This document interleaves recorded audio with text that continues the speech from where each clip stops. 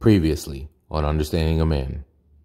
No, I just wanted him to clarify in go what ahead. context. He clarified, he was saying weaker, but I still, because that may not still be all the way true, because I know a woman who can lift over 200 and something pounds and who can lift more than men in the gym. So you may need to rethink women as the weaker vessel. Miss Keeley.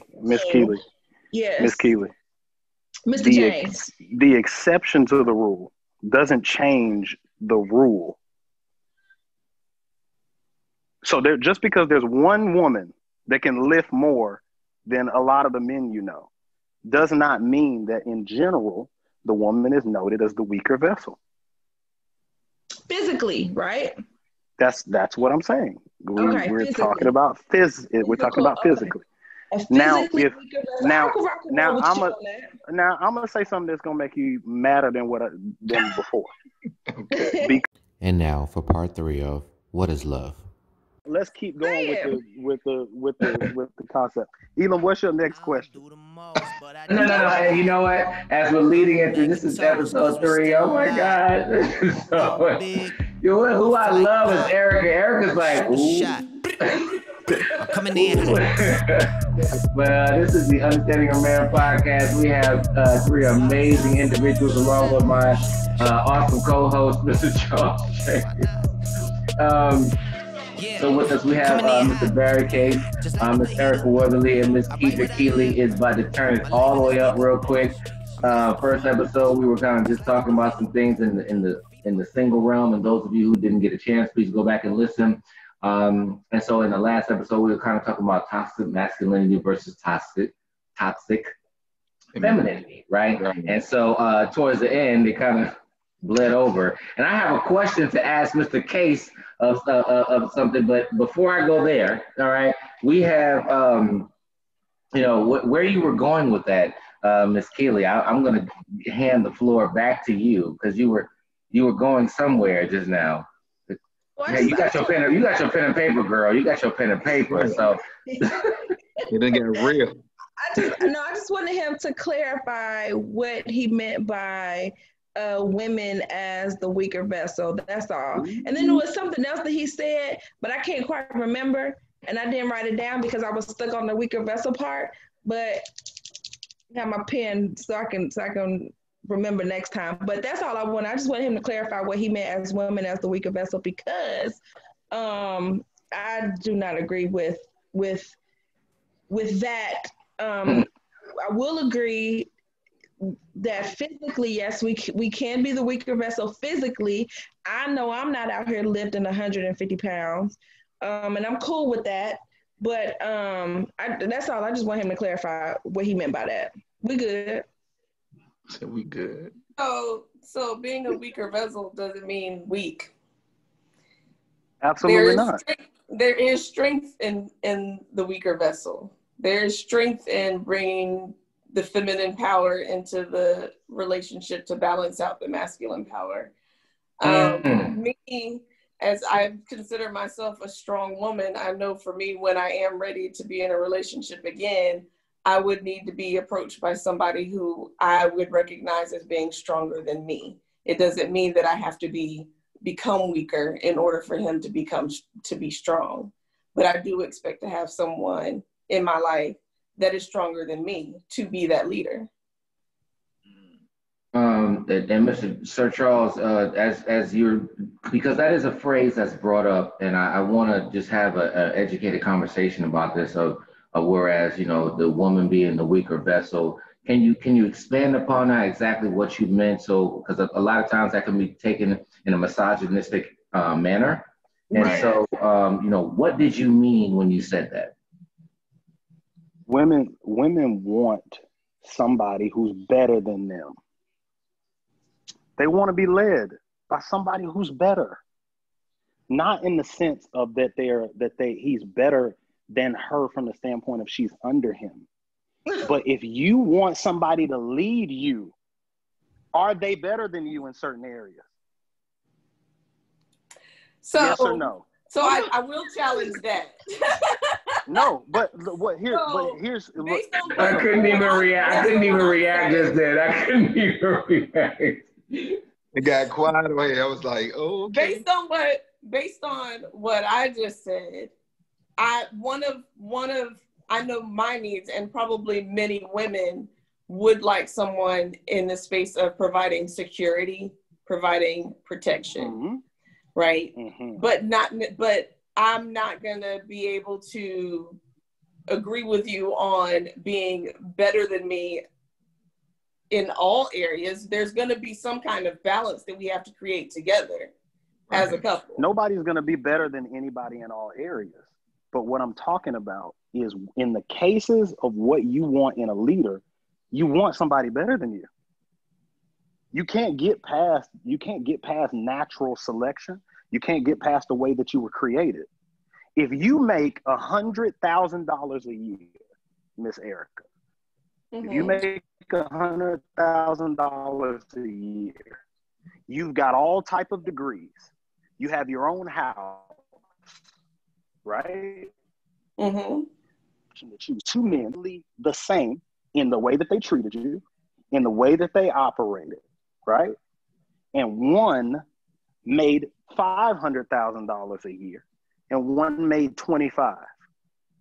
Naturally, generally, who are you going to be more inclined to want to get to know?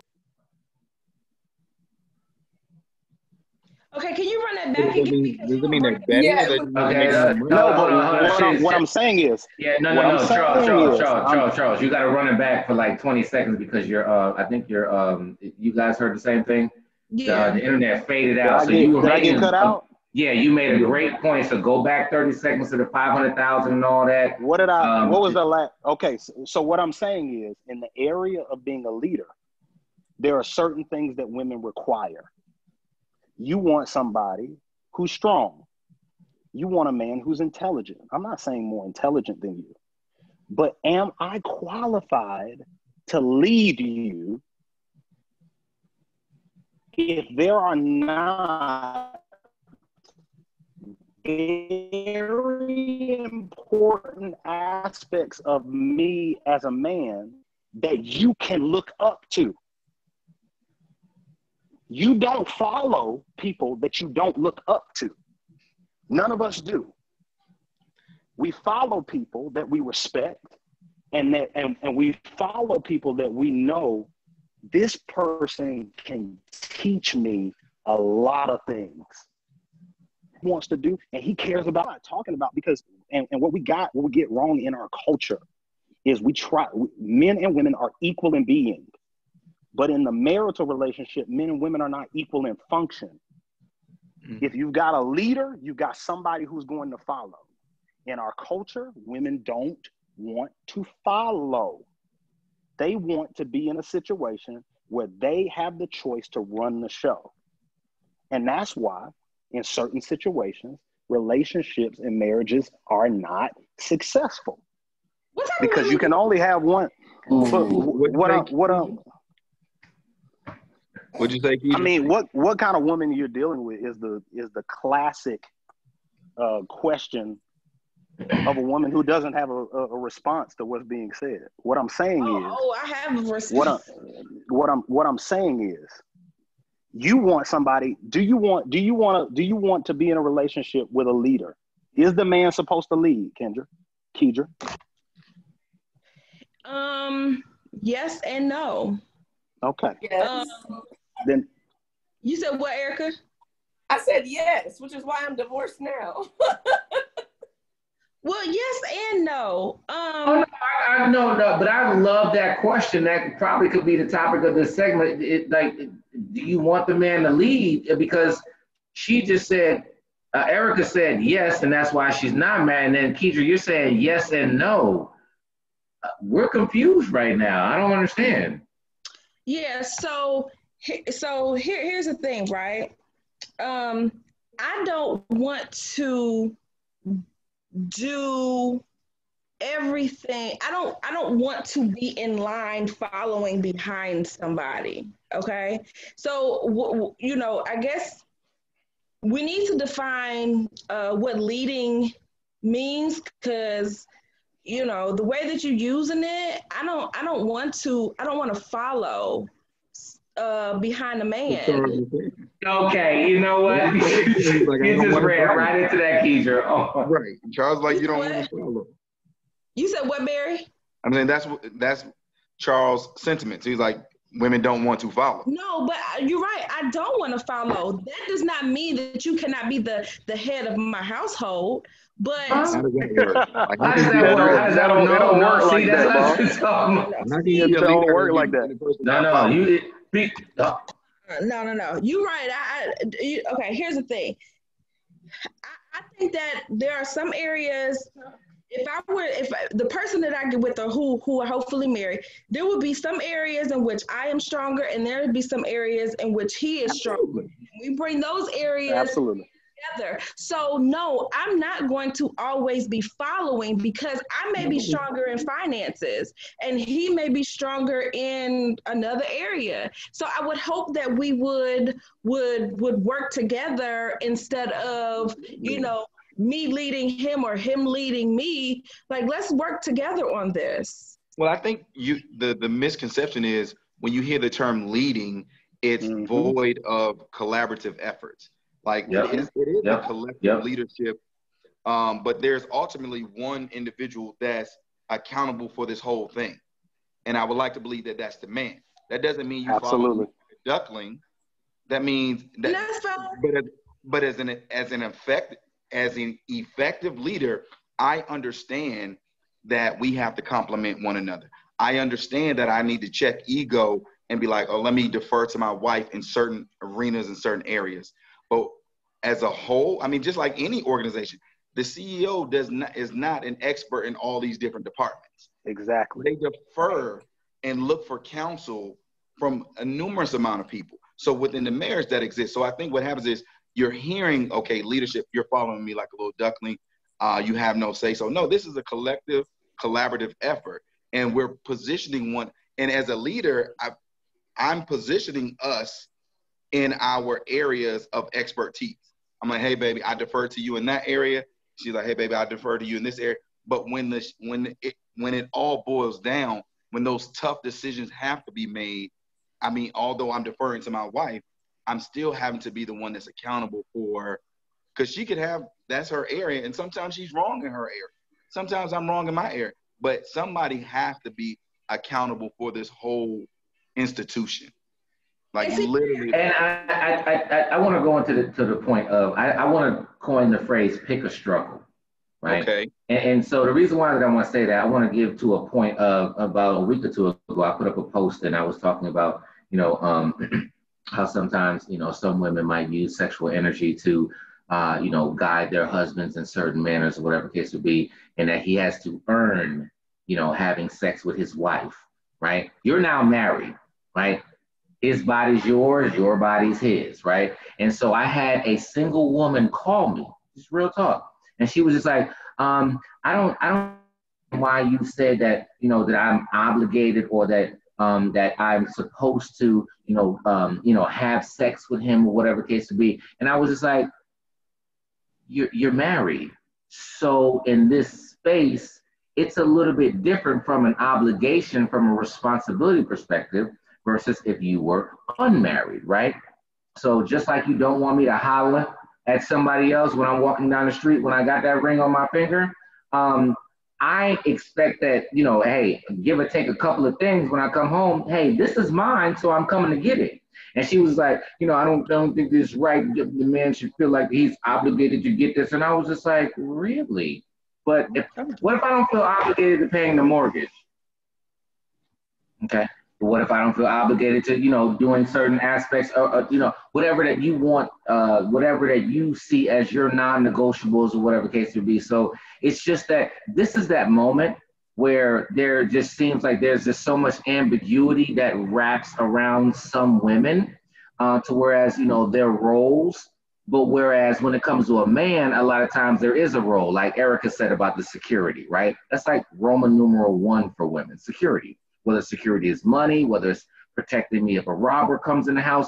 And I always like to use that phrase that, you know, Erica, me and you, we married, we chilling in the bed, and 3 o'clock this morning, okay, The glass breaks downstairs. Okay, it sounds like a robber's in the house. Who going downstairs? Right. Miss Strong, independent woman that can do what I do. Right. Are you going downstairs? Nope. The answer is no. Now you're in your role. Now it's, well, I'm the woman. Okay, well, you got to look at both sides of the equation, right? You know, the car's coming and I can protect you, or I can say, you got it, dog, jump. You know what I'm saying? Like, your leg's just as strong as mine. Come on. So it's like, and so the only reason why I'm going, you know, I'm not coming at you, Keisha, but it's just more of when you would just some of the, is it a wording thing or whatever? Because at the end of the day, like, you know, if you're, it's almost as if some of your peers need to pick a struggle. Which one do you want? You want us to lead? Because if we're going to lead, sometimes we're going to control. Find me a CEO that doesn't control. Find me a pastor that doesn't control. Find me a teacher in a classroom that does not control. Right. So, you know, at the end of the day, there is going to be a level of control if I'm leading, which means that you have to follow, which means that sometimes sometimes I have to interact with you from a communication perspective as well. So you gotta take the good with the bad there. But does that not work both ways though? I just said that as a leader. I just said that in a collaborative effort as a leader. You know, the law of respect by John Maxwell. You know, 21 irrefutable laws of leadership. One of the laws is the law of respect, and so one of those means that you might be the leader, but man number 4 might have more respect than you do. So you have to learn how to lead through that person so that the rest of your people can follow. So that's a good leader, right? So at the end of the day, you know, a woman in a household, in my opinion, is the strongest force, period. Even though the structure might be man, woman, child, right? So, but I know that you really run this thing, baby, right? But instead of you saying, I bring the table to the table and I could say the same thing as you can say, well, which one do you want? Because 3 o'clock in the morning, I don't feel like going downstairs. Go ahead and bring your table to the table then. Right. No, I can. So how Barry broke it down in a way that I could get with, you know what I'm saying? And in a collaborative effort. And that's all I want. Because what the main thing that I do not want and that I am very, very afraid of in relationships and marriages is feeling controlled because you are the leader. You know, and I don't want to be controlled. I don't need to be controlled. Let me be clear, Kedra. Although you agree with me, there is an element that exists in this collaborative effort. There are moments where I do have to take a stance of like, I got this, and I am controlling. So that's not the sum. That's not the culture that's in my home. But there are moments where I'm like, yo, the ish is going down and I need to grab the reins and be like, all right, let me steer this. Let me steer. It doesn't mean it's absent of her input. It doesn't mean it's absent of her expertise, but I'm literally like, yo, you know, the example that Elam's given, I have to go downstairs and handle this. Like I literally like, all right, our family is going in a direction. I can sense it spiritually. We can see it financially. Some things, there has to be a shift that has to take place. And as a leader, and I'm like, all right, man, again, not absent of her influence or input. However, it's like, yo, it's like almost taking over a basketball game. Like, yo, we down. Like, hey, man, give me the rock.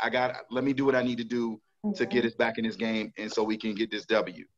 So I needed to share that with you because I need you to understand, even in that collaborative spirit and culture that's created, there are moments where, and it's even almost at times, especially in earlier times, it would actually be offensive to Melissa because maybe I lacked tact.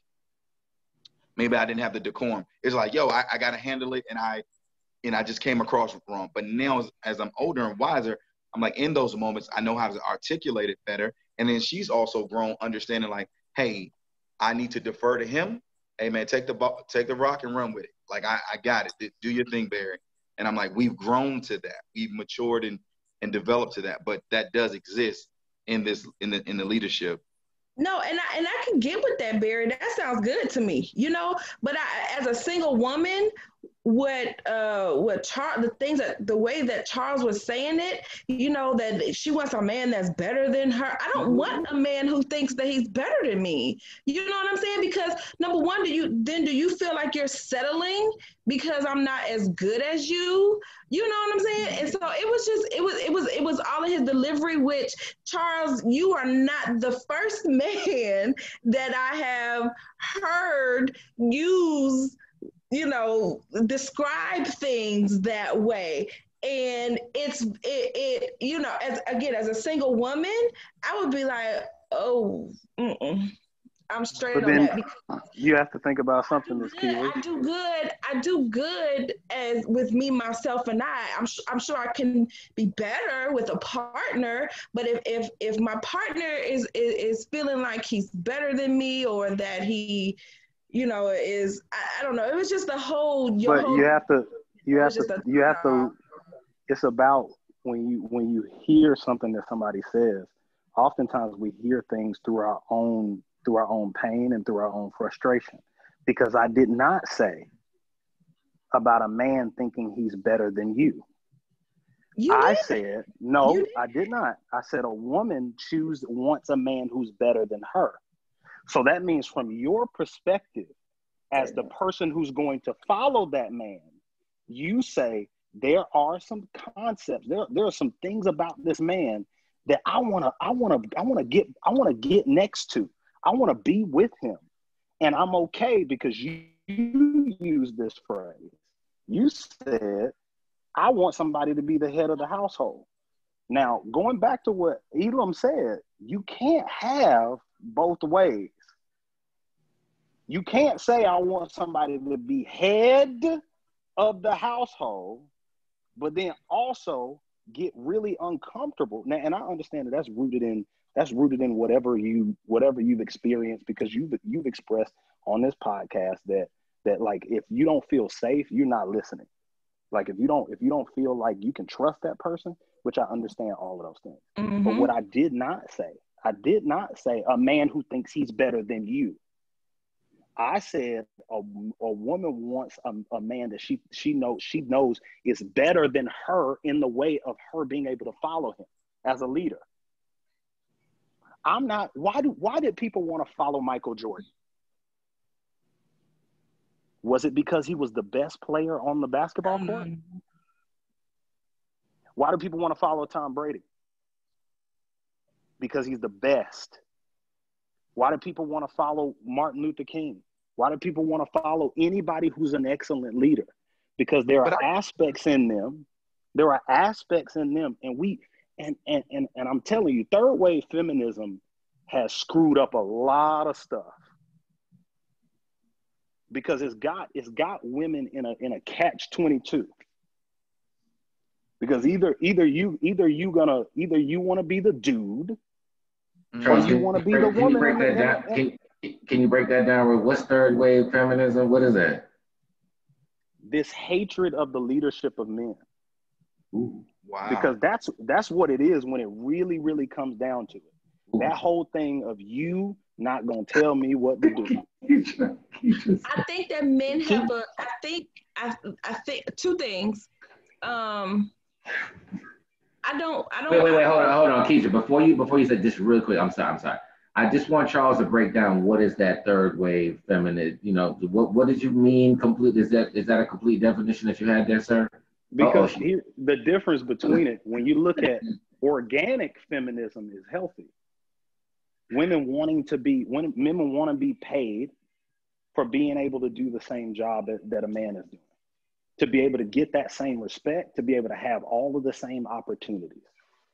Now that's genuine, raw, organic feminism.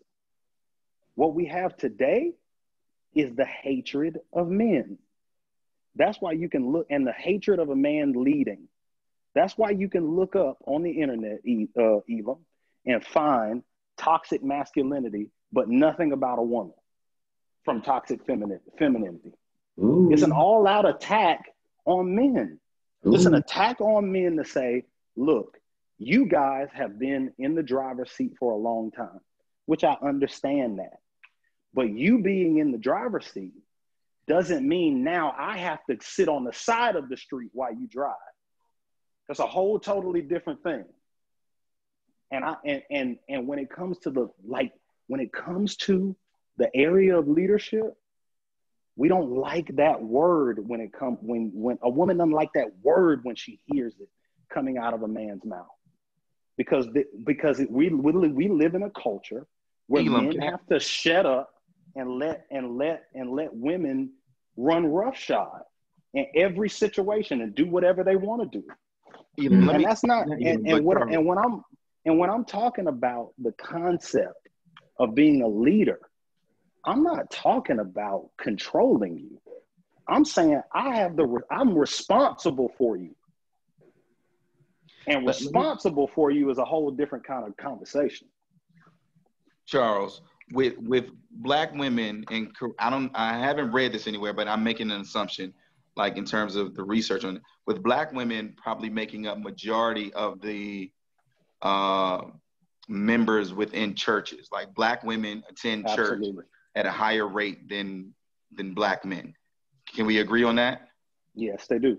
Okay, so if that be the case, how is it that they don't want leadership if they're submitting themselves to? Exactly. You know what I'm saying? Like, to me, that would seem like that's a demonstration of, like, I do want to hear from somebody. I do want to be fed, and I do want to be led to some degree. So when you say women do not want that, I'm like, well, wouldn't there, the fact that they attend church at such a higher rate? I'm talking about from a cultural standpoint. So it's a very, very general statement from the standpoint of, in our culture, that they don't want to be led. When you're talking about in Christendom, but not all women go to church. And then if you're talking about Black women in particular, now you're talking about Christian African-American women, which is a whole totally different concept and a whole totally different, because Christian women are going to go by they're going to try to follow as much of the teachings of the Bible as possible. And if you're following the teachings of the Bible and you're a Christian, you're going to actually submit to the concept of submission anyway. So you're talking about belief systems now. And belief systems are totally different from a Christian standpoint from the culture. Okay. Keidra. You about to explode. So this is fun. Go ahead. This is really fun. Okay, so the first thing, I have my notes, okay, so I wouldn't forget. The first thing is... Where did y'all see that piece of paper? Oh my God. Okay, the first thing, because he said a lot, and I didn't want to forget. The first thing, going back a few minutes to something you said, me personally, I don't necessarily want to follow a man who... It's breaking up, Keidra. The devil's busy. Look, it froze. You weren't saying nothing, Keisha. That's what it's No, Keisha, when you come back, we love you. This is actually pretty well. I think we might have to have a part 4, y'all. I don't know, because with it, she froze all together. Look at her. Hold on. Somebody get a screenshot of that. She went out. Oh, there you go. Oh, Lord. I necessarily want to follow a man who I think is better than me. Because even that just like raises some self-esteem issues for me. What do I think of myself if I think this man is better than me? So I would rather align myself with somebody who has qualities that I can grow from and that I can learn from. That's my first point. My second point is this, right? As far as the whole the hatred of men leading, Well, number one, feminism, okay, historically, our culture has not had a problem with men leading, okay? Let me finish. I'll let you finish, but go ahead. Historically, No. You gonna let her finish? Structure, the Black family structure, okay? The Black family structure, the man has led and women allowed him to. Feminism is a white woman's struggle that the Black community has taken on. That was not always our problem. Well, let's say this, Kedra, like our culture is rooted in a very traumatic one, which is from slavery, man. So systemically, man, we were actually pulled out of the home. So being in a place of like having a history of leading isn't really where we come from, man. So even maybe from like our roots, but here in the America, man, being pulled and separated from your families, government assistance, taking men and different systemic racism. Now, I'm not trying to get all into that, but it applies to our culture and how Black men have not been empowered to lead their families. So we have not been empowered and have not been necessarily equipped. Not excusing, not justifying, but it is a legit reason why Black men have not necessarily been in the home leading at the rates of some other cultures. Right. So when you say but the point of feminism, like you can survey 10 men right now, and probably 7 out of the 10 will be like, well, my dad wasn't home. So they hadn't even seen leadership. They hadn't even seen, and if a dad was there, effective leadership. So I'm kind of disagreeing on that whole we had history of leadership and women really understanding. I think what you're making reference to is back in the days when women were just home, kind of like the. No, that's not what I'm making reference to. Okay, well, go ahead. So basically, I was speaking to the point of feminism, right? Okay. And I don't think that feminism is a part or is a problem was a problem in our culture. Feminism, from how I view feminism and my studies on feminism, womanism, and all of that, feminism started as a white woman's struggle, and it still does not include Black women when you get to the core of it, okay? So the fact that there's a hatred of men leading, I don't necessarily think that there is a hatred of men leading for us in our culture. I think that men have just been irresponsible with the leadership role. In addition to okay, let me say this. We're not even talking about the issue that Barry just brought up about how men have been pulled from the households. I think that men have been irresponsible with the position of leading, and therefore it makes a woman not as willing to want to be quote unquote led by a man, because that position has just been men have to earn their trust back. Right. We haven't done a good job, according to No. Well, let me jump in here really quickly, and I think we're gonna definitely have to go into like a part 4 and 5 on this. But I want to throw this out here really quickly because I saw when Charles said a certain word, and Kedra, your face kind of, and if you go back to the YouTube, you can kind of look at it or whatever. But not just to jump on you for a second, I'm going to say over the course of the past 20 years, when I go to weddings and you hear the vows, and so when you hear the vows on the woman's side, and when that word submission comes through, you always hear in the audience, So we're laughing, but that goes to Charles's point where it's actually a hate, because submission is looked upon as weakness, no differently than then Barry and Charles and I were taught, don't act like a girl, right? Don't cry like a girl, right? Play with the boys, right? Be one of the boys. So the femininity has been looked upon as a weakness. So it's been taught as a weakness, even to, women are just like, yo, that's one of my, what do women say? That's one of my boys. That's one of my dogs. And they're just talking about, sometimes they're girls, right? So it's like being a woman is weaker, right? So the levels of, and if women could just sometimes understand, I'm just going to go ahead and say this, that submission is actually a strength. And only your grandmama understood that. I can go with that. Right? That's the reason why I've never heard my mother say I'm a strong Black woman. Never. Never heard any auntie say that. Never.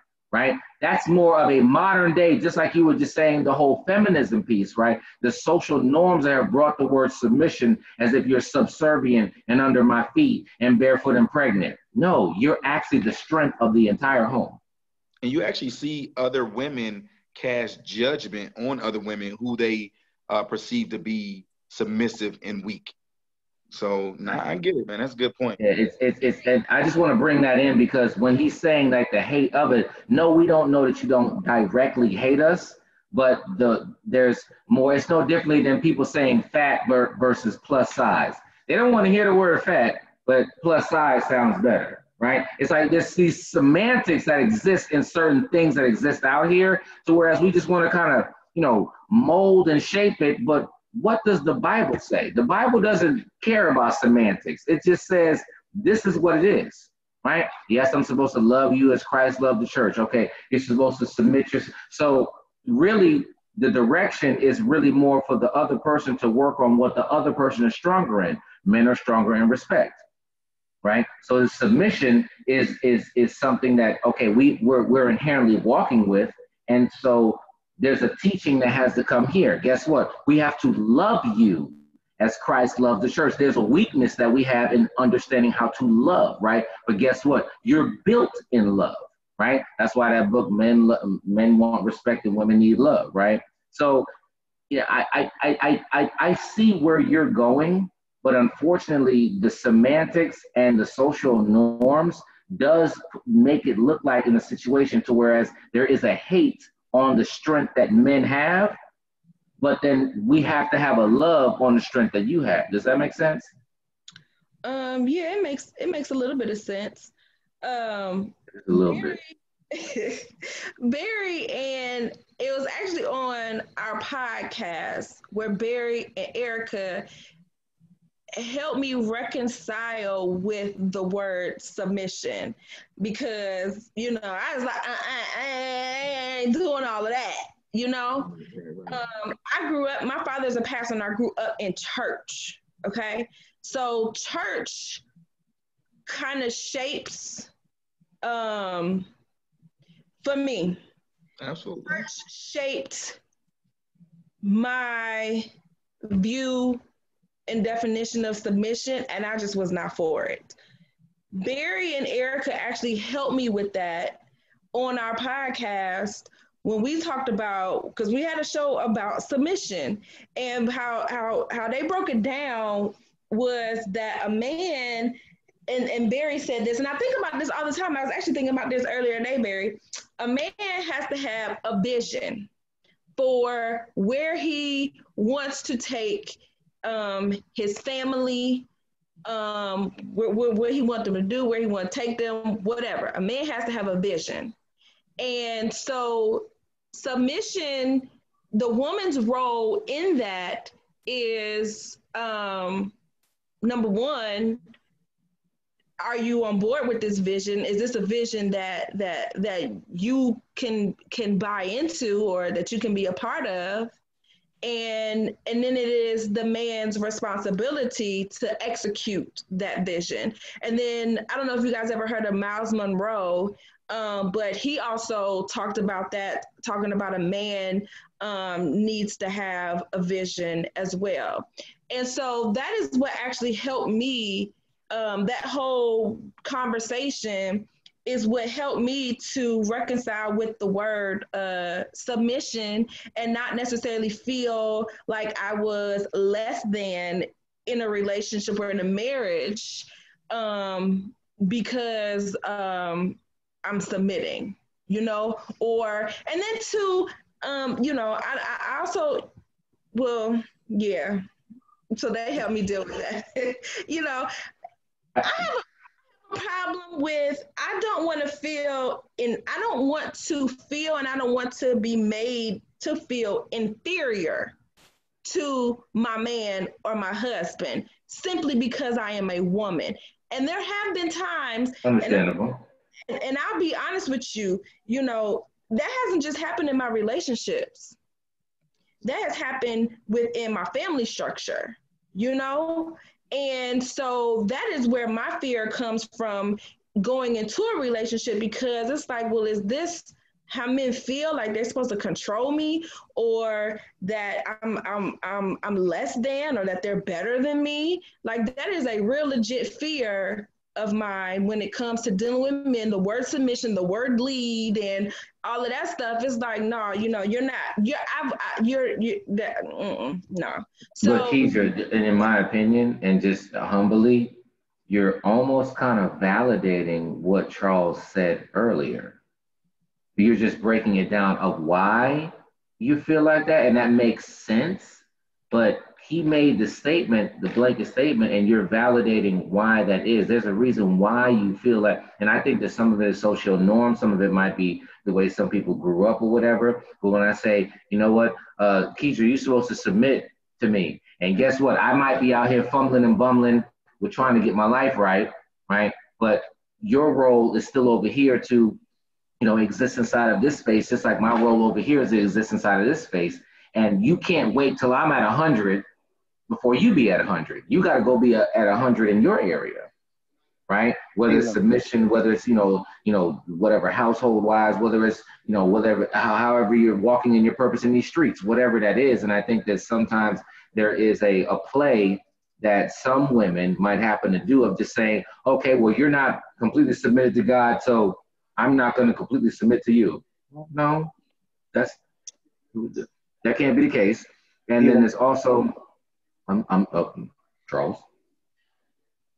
Go ahead. I didn't mean to interrupt you. I just felt like I owed Miss Keeley an apology from the standpoint of I wasn't trying to come off misogynistic, and if I did, I apologize. That wasn't my heart. And also, I honor and value the woman so much that I want to elevate myself to where I'm worthy of being responsible to care for her. I want to be worthy of responsibility to take care of the bills.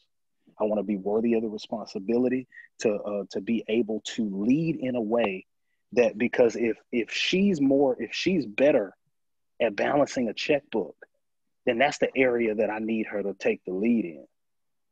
If she's better at choosing avocados in the grocery store, I need her to do that. If she's whatever she's better than me in, God has brought her into my life strategically as a helper to help me where I'm off. But it doesn't take away the responsibility. There's a difference between I'm leading you and I'm leading out of arrogance. I'm leading out of pride.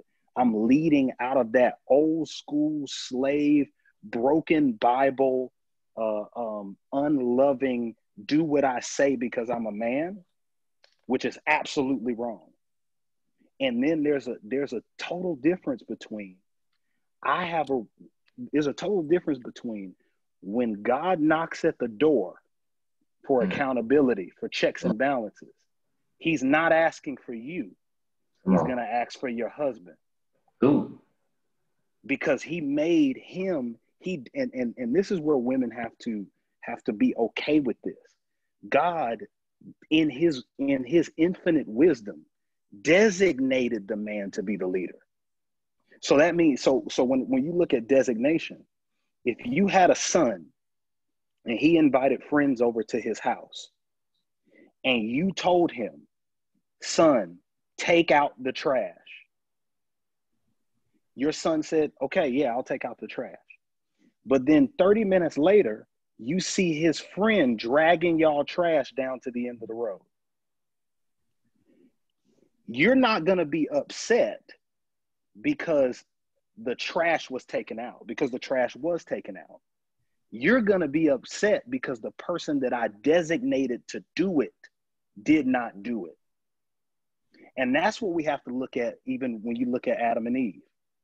Adam, when everything hit the fan, Eve ate the fruit, nothing happened. But when Adam ate it, everything hit the fan. And who did God call for in the garden? That was Adam. He did not say, Adam and Eve, where are you? No, he didn't even say that. He said, Adam, where are you? And so when we look at the area of leadership, let's take a different look at it. We have to look at it from the area of responsibility. I'm responsible. When it all hit the fan, I'm responsible. Right. And what we can't do is we can't let bad Bible, and we can't, and I admit, and Elam and Barry know this about me, I'm just verbally aggressive. And so my good can be evilly spoken of, because I'll say something that I mean in a certain heart, but it comes off real feisty. And so for that, I apologize, because I don't want to shed any negative light on my concept of leadership. I believe in leading in a gentle way. I believe in I believe in creating such an environment in the home that woman can thrive in whatever God told her to do. Right. Whether it's to be a Fortune 500 company executive and CEO, or whether she chooses to do an even harder job, which is stay at home with our children. Whatever she chooses to do, I'm going to create an environment for her that she can succeed at the highest level. And that's Ephesians 5. And what we do is when we go into scripture and we look at Ephesians 5:21 all the way down to maybe the 25th verse, we look at it and we hear, submit ye one to another. But they have totally different qualifications on what submission is. Right. The man's submission to the woman is love you like Christ loved the church, be willing to die for you, be willing to give his life for you, to have such a strong relationship with the Lord where he can wash you with the scriptures. He can tell you what God is saying, and he can cover you and protect you and make sure that you grow into a fruitful vine. This is Ephesians 5. This is not my opinion. Also, when you look at Ephesians 5, what does it say? That we heard in church, God is coming back for a church without spot or wrinkle, which is absolutely false. The scripture says, and he will present unto himself a glorious church without spot or wrinkle, which means you want to find a man who's mature enough and loving enough and kind enough and gentle enough and spiritually mature enough to say, hey, it's some trust issues that you have, and I'm going to walk with you through every aspect until we iron that out of your character. That's and right. I'm gonna earn your trust by creating a place that's safe. Those blemishes, the blemishes are removed by a loving man that says you have the space here to be angry. You have the space here to really express yourself. I'm not caging you. I'm not bucking you, scream, and you have an attitude with me. I'm not going anywhere. That's the submission of the man. And when a woman finds a man that loves her like Christ loves the church, she's willing to do whatever he says. And that's leadership. Here's the thing. I know you don't like that. I know you don't like that face. I'm hitting you with Bible. Man, we gotta go and shut this down, Charles. You go and listen. You go. You killing them. Whatever he says, but for the most part.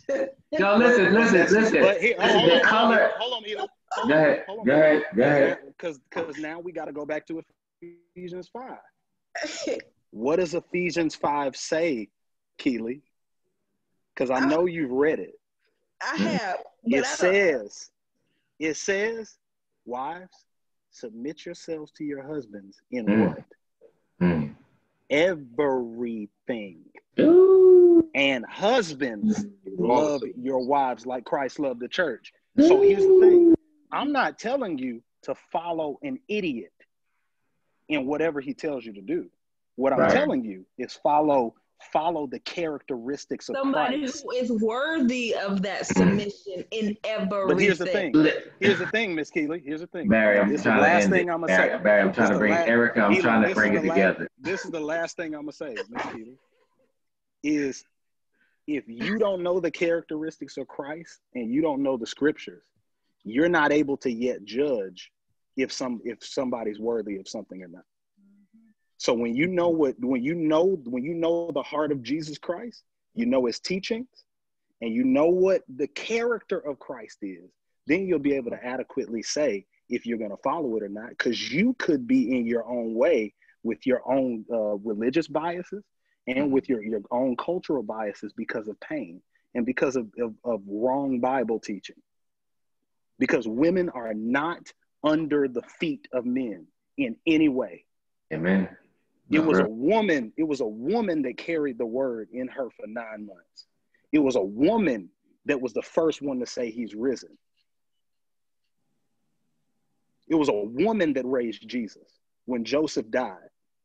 It was a woman that was at the cross crying for him and stood there strong as he died a brutal and terrible death. So women aren't second. And I apologize if I came off in any way that said that women are. And I know and I was a little bit aggressive and I should have.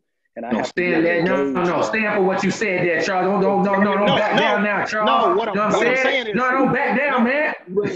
I said what I said. I said what I said. I should have just said what I said with a little bit more tact. And for that I apologize. Let me tell you something. I have sat here and conversation. I have watched she started off in an amazing, beautiful sense and glow. And then I watched it kind of dim down. And then she just like in the past 5 minutes, Charles, the cheek and the oil of Olay just kind of just branched out. Right. Barry, am I lying? Like he just like she was like, oh, okay, I'm cool with you now. Yeah. Especially when he started preaching. Talking about being better than this, and that's when I started having a problem. Like better. He brought it back home. But hold on, think about this, Miss Keely. Think about this, Miss Keely. Let me ask you this question: if the man is supposed to be a picture of Christ, and the woman is a picture of the church, and you know this according to Ephesians 5, is Christ? Never mind, I'm not gonna say that. Man, we're gonna go and get him out of here right now. You know what I'm saying? We're gonna say, why you gonna do that? Why you gonna do that? Listen. I'm not gonna say it. I gotta reel it in because listen, we'll go. We first of all, Charles, what do you think, man? We had these amazing individuals on tonight. Barry Case, Erica Worthy, Keezy Keely. Thank you so much. I know we're gonna get a ton of feedback on this, so we're gonna have like this. And you guys are actually the start of season 3, so we probably just have to have this whole season, maybe just with y'all, you know. Just talking about this, what's love or whatever case would be. And I want to thank you guys so much for just joining us. And I wanted, if each one of you can give maybe your elevator version real quick, and we'll just go ahead and just bow out, and we'll kind of go from there. So Anybody want to jump in? Where can we find you? Website, services? Go ahead and let us know who you are, where we can find you. Again, Barry Case Jr., man. Podcast is Barry Case Convo. On Facebook, on IG, Barry Case Jr. Just really dope dialogue, man. Really understanding that the quality of the relationship equals the quality of the conversation. So that is our whole premise. Like, the quality of the relationship equals the quality of the conversation. So really having deep and rich conversations that are going to inspire, educate, and build. So that's me. Cool beans. Erica Wortherly. I'm a licensed clinical social worker. I provide mental health education and counseling. I can be contacted on social media, Facebook, Instagram, Twitter, and my website is Erica, N as in Nicole, Wortherly.com. And the What's Love podcast can be found on YouTube and on Facebook, What's Love Podcast. And then me personally, I am a personal chef and a natural wellness practitioner. So you can find me Keedra's Kitchen on Instagram and Facebook, and I have to help you get your energy and your vibrations together through food. So they can be worthy to be followed. Aligned. See. Worthy to be aligned with, but not follow. We can align ourselves with greatness. I'm just glad you're good, man. Following. Just glad. Listen, we're going to have to do like a part 5 and 6. Charles, you know what? Charles, since you want to leave folks on a cliffhanger, you was going somewhere with it, but let them know where they can find you, sir. Yeah, this is Charles James, preacher, singer, writer, and I believe in the truth of God's word. And on Facebook, I'm Charles James, and on Instagram, I am @_ Charles EN Charge, Charles in Charge. This was fun. Keedra, that was Keedra, that was Charles in Charge. Okay, that's his. No. I'm sorry. He put it out there from the beginning, like. You knew it. I had to do it. I'm sorry. Are you really a preacher, Charles? I am. I went to seminary. I went to seminary. Cause we still alive. They tried to make me a preacher, but you really should have understood everything that I was saying as far as Ephesians 5, because you know it. I have a love connection between Charles and Steve. Thank y'all so much for joining us on This could be the beginning. This could be the beginning of something beautiful. Follow us on Facebook, Instagram, Understanding a Man. Thank you for everybody who has all the donations.